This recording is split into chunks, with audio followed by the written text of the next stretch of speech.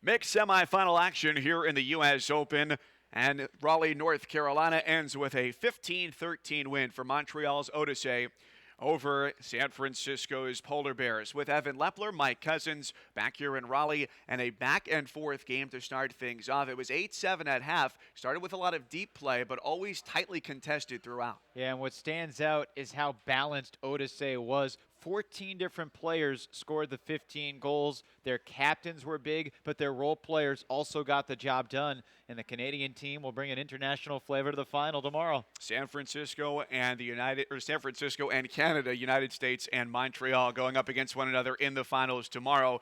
Into the first half highlights, Evan. It started off with close action to get things underway, and it turned to a bit of a deep game.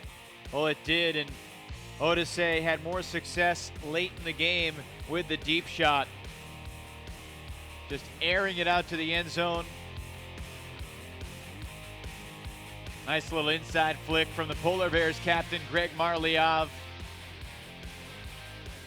Jean-Lévis Champagne, their captain, cutting deep from the front of the stack to the back. A strategy that they use all year long, and it worked very successfully against Polar Bears. Christian Mathieu pulled in that last long huck, and that time going downfield, they ran Hugo Lefrancois. Now, it was Gustavo Castaño who was the only player that scored twice. And this might have been the catch of the game. Toward the end zone, Veronique Ellison with the right hand, just barely able to get her fingertips on it, holds on as she falls to the turf. That was a turning point score. And then the winning goal to the end zone for Cabot, advancing the Canadian team to the finals here at the 2013 U.S. Open.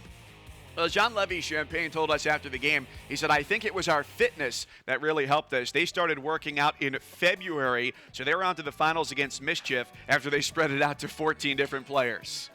Well, these two teams met earlier this weekend in pool play. Mischief beat Odyssée.